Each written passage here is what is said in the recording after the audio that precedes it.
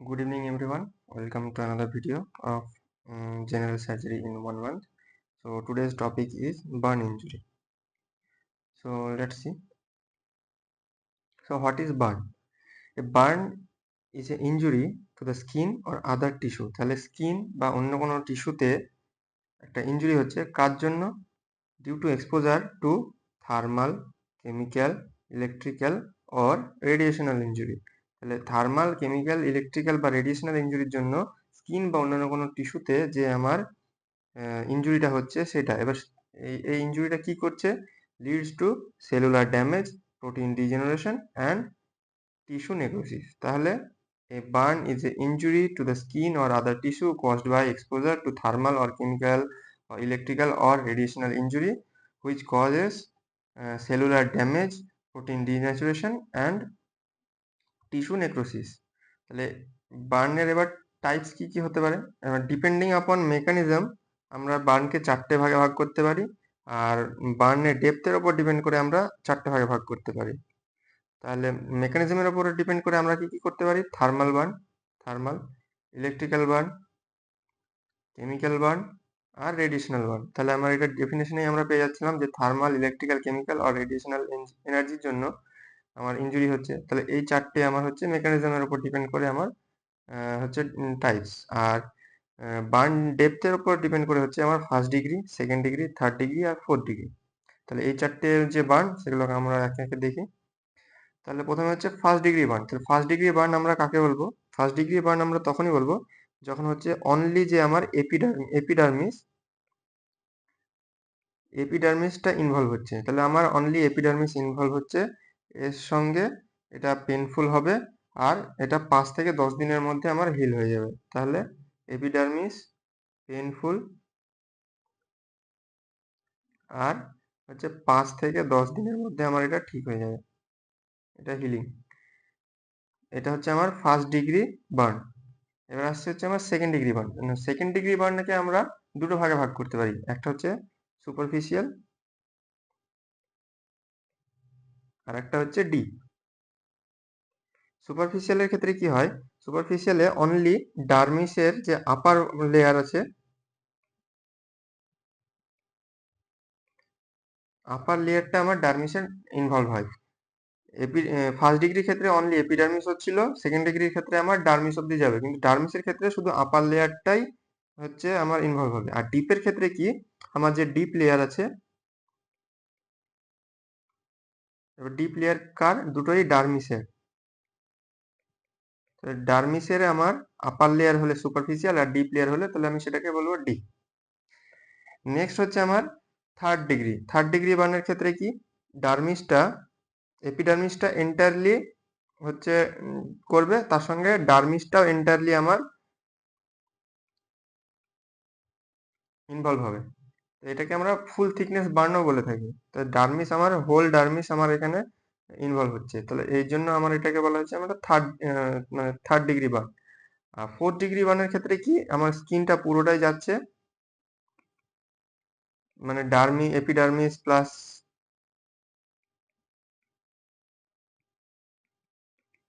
Dermis দুটোই যাচ্ছে। তার সঙ্গে কি আমার স্কিনের নিচে যে আলাদা আদার অর্গানস আছে সেগুলোও ইফেক্ট হচ্ছে।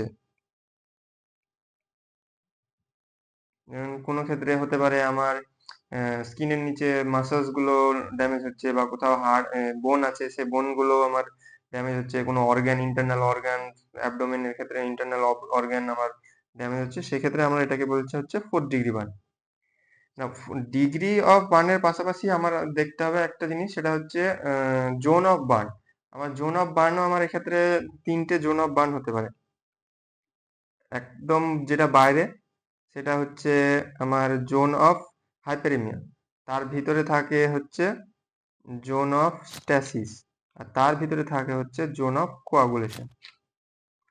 ঠিক আছে,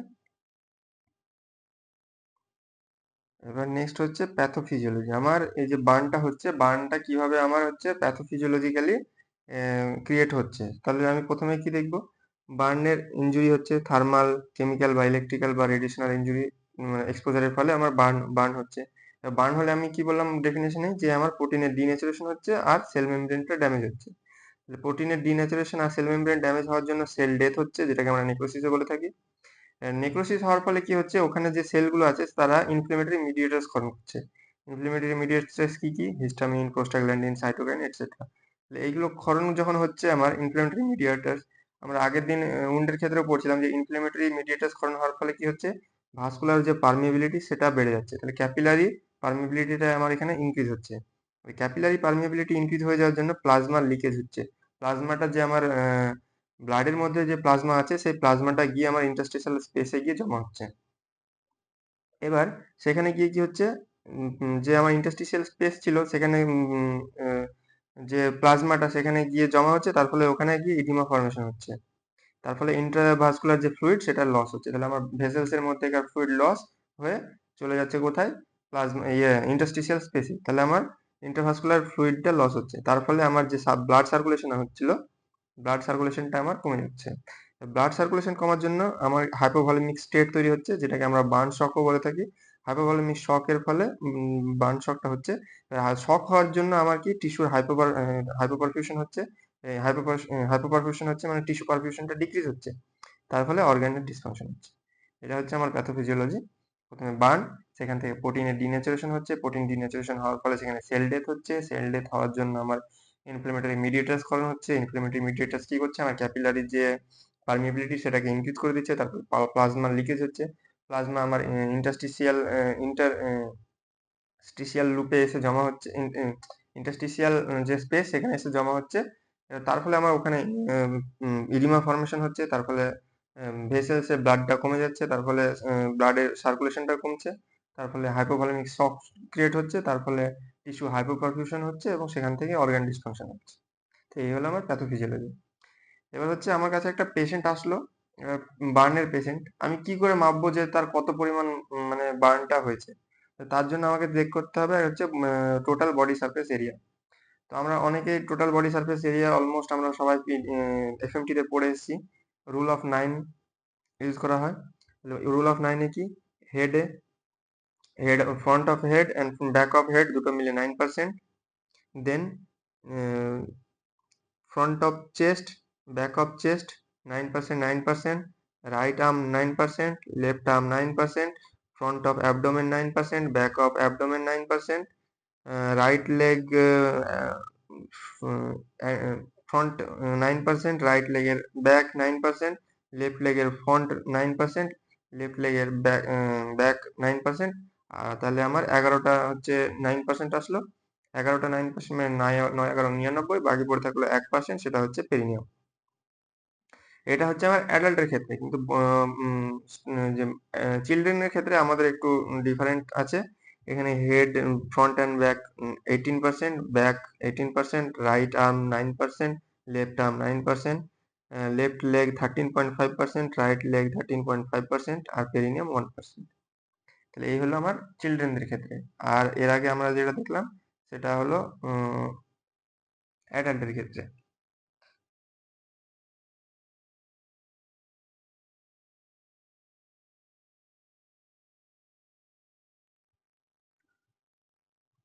নাও নেক্সট, এবার কি আমাদের হচ্ছে ট্রিটমেন্ট। আমরা এবার একটা বার্নের পেশেন্ট আমার কাছে এসছে, আমি এবার কিভাবে ট্রিটমেন্ট করব।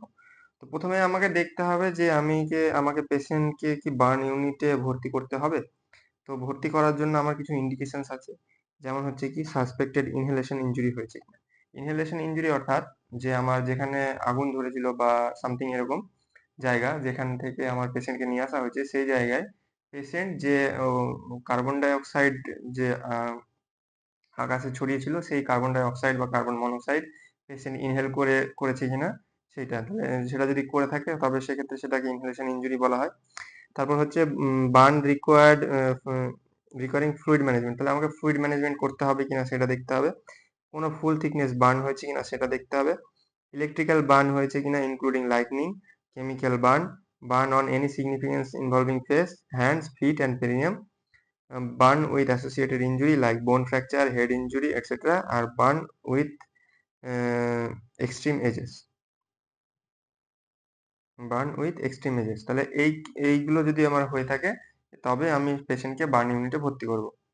এবার হচ্ছে আমার যেখানে আগুন লেগেছে এবং আমার হসপিটাল যদি দূর হয়, তবে আমাকে ওই রাস্তার যে ট্রানজিট, সেই ট্রানজিটে আমার যাওয়ার আগেও আমাকে কিছু একটা জিনিস দেখতে হবে পেশেন্টের ক্ষেত্রে। এটা আমাদের সকলের জেনে রাখা উচিত। এটা হচ্ছে কি, আমার প্রি হসপিটাল কেয়ার, যেটাকে আমরা বলি প্রি হসপিটাল কেয়ার আর কি। যেখান থেকে বার্ন হয়েছে সেখান থেকে হসপিটালে যাওয়ার আগে আমাকে কিছু করতে হবে। সেটা কি, এনশিওর রেস্কিউ আর safety of the house fire and electrical engine. অর্থাৎ যে বাঁচাচ্ছে তার আমাকে সেফটি দেখতে হবে কোনো ফায়ার বা ইলেকট্রিক্যাল ইনজুরির জন্য। Stop the burning process, drop and roll, মানে যদি অলরেডি তার গায়ে আগুন লেগে থাকে বা সামথিং যদি হয়ে থাকে, সেক্ষেত্রে তাকে ড্রপ করে এবং রোল করে আমাকে তার গায়ের আগুনটা বা সেটা নেভাতে হবে। এবিসি চেক করব নর্মাল, আমি এয়ারওয়ে, ব্রিদিং আর সার্কুলেশন ঠিক আছে কিনা চেক করব। এবিসি তো নর্মাল, আমরা এয়ারওয়ে চেক করব যে পেশেন্ট নর্মাল কথা বলতে পারছে কিনা, ব্রিদিং চেক করব যে তার শ্বাসকষ্ট হচ্ছে কিনা, আর সার্কুলেশনটা কোথাও তার কোনো ব্লাড লস হয়েছে কিনা সেটা আমাকে চেক করতে হবে। নেক্সট হচ্ছে clean the wound area with room temperature water for 10 minutes. তাহলে 10 মিনিট ধরে আমি পেশেন্টের যে জায়গাগুলোতে ইনজুরির জন্য উন্ড হয়েছে সেই জায়গায় আমি রুম টেম্পারেচারে ওয়াটার, মানে নর্মাল 15 ডিগ্রি সেলসিয়াসের ওয়াটার দিয়ে আমি সেই জায়গাটাকে পরিষ্কার করব। Give O2 particularly for fire accident in enclosed environment or patient is disoriented or unconscious। যদি পেশেন্ট ডিসওরিয়েন্টেড বা আনকনসিয়াস হয়, সেক্ষেত্রে পেশেন্টকে আমার অক্সিজেন চালাতে হবে। আর যদি আগুনটা এমন জায়গায় লেগে থাকে যেখানে ইনহেলেশন ইনজুরি হওয়ার চান্স থাকে, সেক্ষেত্রেও আমার অক্সিজেনটা দিতে হবে। Elevate affected area, it reduces the swelling and discomfort. তাহলে কোনো যে জায়গায় আমার পেশেন্টের এফেক্ট করেছে বা বার্ন ইনজুরির জন্য আমার উন্ড হয়েছে, সেই জায়গাটাকে আমাকে উপরের দিকে এলিভেট করে রাখতে হবে, যাতে সেই জায়গাটা সোয়েলিং না হয় এবং এর ফলে ডিসকমফর্টটাও একটু আমাদের কম ফিল হয়। নেক্সট, এবার আমার পেশেন্ট হসপিটাল নিয়ে চলে এসেছি। এবার আমি হসপিটালে কি কি ম্যানেজমেন্ট করব। The principles of management of acute burn injury are same as any acute trauma care। তাহলে acute trauma care ATLS, যেটা আমার পরে ওটা আমরা পড়বো। ATLS এর ক্ষেত্রে যা যা করতে হয় সেটাই করব। এক্ষেত্রে ATLS এর ক্ষেত্রে আমি একবার বলে রাখি যে ATLS এ আমার ABCDE করতে হয়। A তে এয়ারওয়ে, B তে ব্রিদিং, C তে সার্কুলেশন, D তে কোনো ডিফর্মিটি হয়েছে কিনা, আর E তে এক্সপোজার। পেশেন্ট যে জামা কাপড়টা পরে আছে সেটা এক্সপোজ করে দেখতে হবে কোনো জায়গায় আমার কোনো উন্ড হয়েছে কিনা বা কোনো সাসপেক্টেড ইনজুরি হয়েছে কিনা। তাহলে এয়ারওয়ে কন্ট্রোল, আমার প্রথমে এয়ারওয়ে কন্ট্রোলের জন্য for suspected inhalation injury do early intubation or be prepared for emergency cricothyroidectomy. অর্থাৎ আমার পেশেন্টের এয়ারওয়েতে সমস্যা হয়েছে, সেক্ষেত্রে আমাকে ইন্টিউবেট করতে হবে পেশেন্টকে। যদি ইন্টিউবেট করার মতো পরিস্থিতি না হয়, তাহলে আমাকে ক্রিকোথাইরয়েডেক্টমি করে পেশেন্টকে রেস্কিউ করতে হবে। নেক্সট হচ্ছে ব্রিদিং। আমার ব্রিদিং পেশেন্টের যদি শ্বাসকষ্ট হয় বা ব্রিদিং নিতে কোনো অসুবিধা হয়, তার জন্য আমাকে অক্সিজেন ইনহেলেশন করতে হবে। আর সার্কুলেশনটা আমি কি করব, পার্কল্যান্ড ফর্মুলার মাধ্যমে আমি সার্কুলেশনটা চালাবো। এবার পার্কল্যান্ড ফর্মুলাটা কি জন্য ইউজ হয়? পার্কল্যান্ড ফর্মুলাটা আমার ইউজ হয় হচ্ছে আমার কত পরিমাণ পেশেন্টের হচ্ছে ভলিউম, মানে ব্লাড লস হয়েছে বা প্লাজমা লস হয়েছে, সেটাকে আমার রিপ্লেস করার জন্য কত পরিমাণ আমার ফ্লুইড বাইরে থেকে দিতে হবে পেশেন্টকে, সেটা আমি পার্কল্যান্ড ফর্মুলার মাধ্যমে বের করব। এবার পার্কল্যান্ড ফর্মুলাটা কি? আমার হচ্ছে পার্কল্যান্ড ফর্মুলার যে সূত্র, সেটা হচ্ছে 4 ইন্টু বডি ওয়েট। বডি ওয়েটটাকে আমাকে কেজিতে নিতে হবে, তার সঙ্গে total body surface area. Suppose আমার একটা পেশেন্ট এসছে 30% বডি সারফেস এরিয়া, তার 60 কেজি ওজন। তাহলে আমার সেক্ষেত্রে তার যে আমার ক্যালকুলেশন হবে, সেটা কি হবে, 4 ইন্টু 60 কেজি ইন্টু 30%। তাহলে আমার এখানে হিসাব করে দেখবো কত হবে, 318, 4 18 72, তাহলে 72,000। তাহলে আমার হচ্ছে এত ml আমার ফ্লুইড লাগবে। তাহলে 7.2 লিটার আমার ফ্লুইড লাগছে। এবার এই যে 7.2 লিটার ফ্লুইড লাগছে, এটা আমি কিভাবে চালাবো? তো এর যে অর্ধেক হবে, তো এর যদি আমি অর্ধেক করি, 3600 ml হবে। তাহলে এই 3600 ml আর একটা 3600 ml, এই দুটো ভাগে ভাগ করব। প্রথম 36 ml আমার 8 ঘন্টায় যাবে, সেকেন্ড 36 আমার পরের 16 ঘন্টায় যাবে। অর্থাৎ আমার এটা per day 7200 ml, 7200 ml fluid লাগছে। তার মধ্যে 3600 ml প্রথম 8 ঘন্টায়, পরে 3600 ml পরের 16 ঘন্টায়। তাহলে এটা গেল আমার পার্কল্যান্ড ফর্মুলা। পার্কল্যান্ড ফর্মুলার ক্ষেত্রে আমি যে সার্কুলেশন মেনটেন্স করার জন্য আমি যেই ফ্লুইডটা ইউজ করবো সেটা ম্যাক্সিমাম ক্ষেত্রে আমার রিঙ্গার সিলেক্টেডটা ইউজ করা হয়। এবার হচ্ছে বার্ন উন্ড যেটা হয়েছে, এবার উন্ডের ম্যানেজমেন্ট কিভাবে করবো। তো উন্ডের ম্যানেজমেন্ট কি, আমি প্রথমে এক্সপোজার মেথডে করব। এক্সপোজার মেথডে আমি দেখবো নো ড্রেসিং, মানে কোনো ড্রেসিং করব না। Used for head and face, head and ফেসে আমি ইউজ করব। এর একটা ডিসঅ্যাডভান্টেজ আছে, সেটা কি পেন ইনক্রিজ করে, হিট লস করে, আর ক্রস কন্টামিনেশনের রিস্কটা বাড়িয়ে দেয়। এটা গেল আমার হচ্ছে এক্সপোজার মেথড। নেক্সট হচ্ছে আমার ক্লোজার মেথড। ক্লোজার মেথডে কি, আমার occlusive dressing is applied which to be change twice daily. তাহলে আমার অক্লুসিভ ড্রেসিং আমাকে করতে হবে উন্ডের ওপর, যেটা আমাকে দিনে দুবার করে চেঞ্জ করতে হবে। এর অ্যাডভান্টেজ কি, লেস পেন হয়, হিট লস লেস হয়, আর ক্রস কন্টামিনেশনও অনেক কম হয়। কিন্তু এই ক্ষেত্রে কিছু একটা ডিসঅ্যাডভান্টেজ আছে, সেটা হচ্ছে কি potential increase risk of bacterial overgrowth if dressing is not change. তাহলে আমি যদি দিনে দুবার করে ড্রেসিং না চেঞ্জ করি, তাহলে আমার ব্যাকটেরিয়া ওখানে ওভারগ্রোথ হয়ে আলাদা করে সেপসিস চলে যেতে পারে। তো এই গেল আমার হচ্ছে বার্ন উন্ড এর ম্যানেজমেন্ট। এবারে আমরা দেখবো হচ্ছে অ্যান্টিবায়োটিক ম্যানেজমেন্ট। অ্যান্টিবায়োটিক ম্যানেজমেন্ট আমরা কি দেখবো, প্রথমে হচ্ছে টপিক্যাল অ্যান্টিবায়োটিক্স দেবো। টপিক্যাল অ্যান্টিবায়োটিক্সে কি সিলভার সালফোসালাজাইন আছে, যেটা ক্রিম হিসেবে পাওয়া যায় 1%। সিলভার নাইট্রেট আছে, সলিউশন 0.5% পাওয়া যায়। মেফেনাইড অ্যাসিটেট আছে, যেটা ক্রিম 5% হিসেবে পাওয়া যায়। অ্যান্ড আরেকটা হচ্ছে কি সিস্টেমিক অ্যান্টিবায়োটিক্স। সিস্টেমিক অ্যান্টিবায়োটিক্স এর ক্ষেত্রে আমরা কি দেবো, ব্রড স্পেকট্রাম অ্যান্টিবায়োটিক্স এখানে দেওয়া হয়। ব্রড স্পেকট্রাম অ্যান্টিবায়োটিক্স আমার যেগুলো হিসেবে ব্যাকটেরিয়া কি রকম ব্যাকটেরিয়া আসছে না আসছে সেটার উপর ডিপেন্ড করে আমি ব্রড স্পেকট্রাম অ্যান্টিবায়োটিক্সটা দেবো। এটা গেল হচ্ছে আমার অ্যান্টিবায়োটিক্স ম্যানেজমেন্ট। এবার নেক্সট আমার আসছে হচ্ছে স্ট্রেস আলসার ম্যানেজমেন্ট। স্ট্রেস আলসারটা ম্যানেজ করার জন্য আমি আইভি পিপিআই দেবো, অথবা সিরাপ সুপারআলফেটটা আমি ইউজ করতে পারি। নেক্সট আমার নিউট্রিশনাল সাপোর্ট। নিউট্রিশনাল সাপোর্টের জন্য as early as peristalsis returns patient is encourage to take oral fluid and high protein ইটারনাল ডায়েট। তাহলে পেশেন্টের যখনই পেরিস্টলসিস ফিরে আসবে, তখন আমি পেশেন্টকে ওরালি ফ্লুইড দিব এবং হাই প্রোটিন ইটারনাল ডায়েট এন্টেরাল ডায়েটও আমি দিতে পারি। নেক্সট হচ্ছে আমার joint contracture management. Joint contracture ম্যানেজমেন্টের ক্ষেত্রে কি, আমাকে যে জয়েন্টের যে কন্ট্রাকচার সেটাকে প্রিভেন্ট করা যেতে পারে অথবা ট্রিট করা যেতে পারে। তো নর্মালি প্রিভেনশনের জন্য আমরা কি করব, early tangential excision followed by skin grafting, active and passive exercise of involve joint. আর ট্রিটমেন্টের জন্য আমার contracture release followed by skin grafting. এই গেল হচ্ছে আমার জয়েন্ট কন্ট্রাকচার ম্যানেজমেন্ট।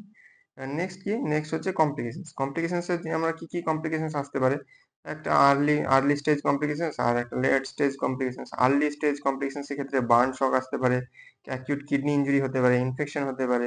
আর লেটের ক্ষেত্রে কি হতে পারে, কন্ট্রাকচার হতে পারে, হাইপারট্রফিক স্কার হতে পারে, কেলয়েড ফর্মেশন হতে পারে। সো এই কটা হচ্ছে আমার কমপ্লিকেশনস। তো আমাদের মোটামুটি WBHS এর আন্ডারে এর বাইরে কোনো কোশ্চেন সেরকম আসে না। So that's it for today. Thank you.